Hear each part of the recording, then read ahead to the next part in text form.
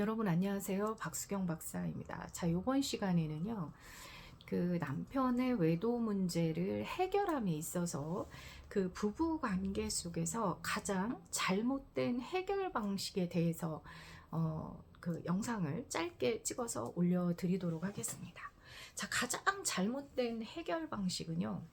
섹스리스로 살아오다가 남편이 외도를 하니까 또는 간헐적으로 부부관계는 있었지만 남편이 외도를 하니까 어떤 성적인 부분에서 남편이 문제를 일으킨 거다 이렇게 생각을 해서 아내분들께서 성적인 부분에 관심을 많이 가지면서 성적인 부분으로, 그러니까 성적 행동을 해주는 것으로 그 외도 문제를 해결해 보려고 노력하시는 이 부분이 가장 잘못된 해결 방식이다라는 내용입니다. 자, 왜 그런 거냐면요. 그 여러분들이 외상 트라우마가 생겨서 마음의 상처가 생기니까 추궁을 하면서 그 상처를 표현하면 할수록 나의 상처가 점점 커지는 것을 경험해 보셨을 거예요. 예.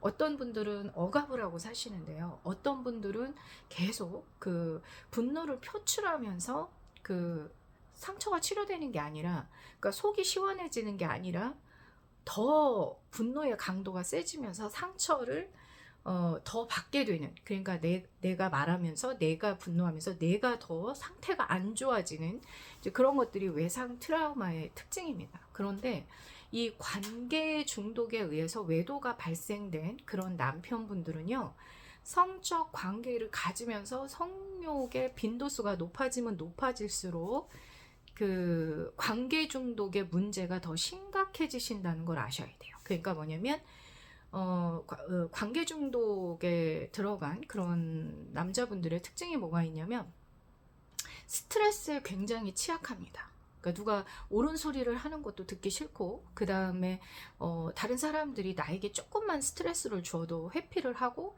듣지 않으려고 그러고 자기한테 좋은 것만 추구하려고 그러고 이제 막 이런 심리 패턴을 갖고 있게 되는 거죠.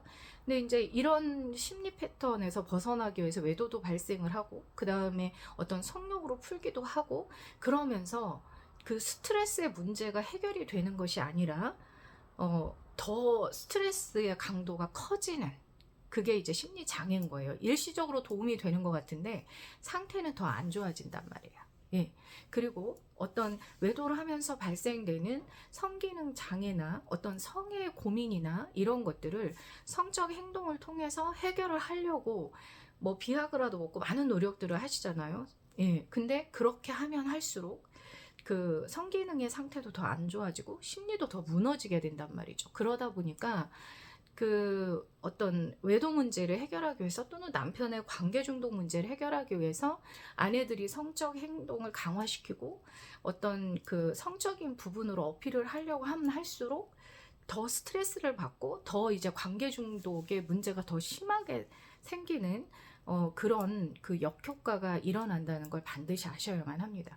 자, 그런데 그 아내분들은 남편이 외도를 하면 이상 성욕이 생긴단 말이죠. 그래서 그 이상 성욕 때문에 그 성적인 관계를 계속 하게 되는 이런 경우도 있어요. 근데 그런 경우도 내가 이 트라우마를 치료하고 성적인 관계를 계속 하셔야 되는데 트라우마 치료를 하지 않으면서 성적 관계를 계속 하게 되면 남편의 외도는 더 그 아내의 트라우마도 겪으면서 스트레스가 더 가중되면서 또 아내와 없었던 성관계도 많아지게 되면서 관계 중독의 문제는 더 크게 발생을 하게 된다, 이렇게 보셔야만 합니다. 그래서 남편의 외도가 발생을 했을 때 성적인 관계를 강화시켜서 남편의 외도의 문제를 해결할 수 있을 것이다. 그리고 남편의 성의 문제가 해결될 것이다 라고 생각하시는 이 부분이 가장 위험하고 좀 잘못됐다, 이렇게 아셨으면 좋겠습니다.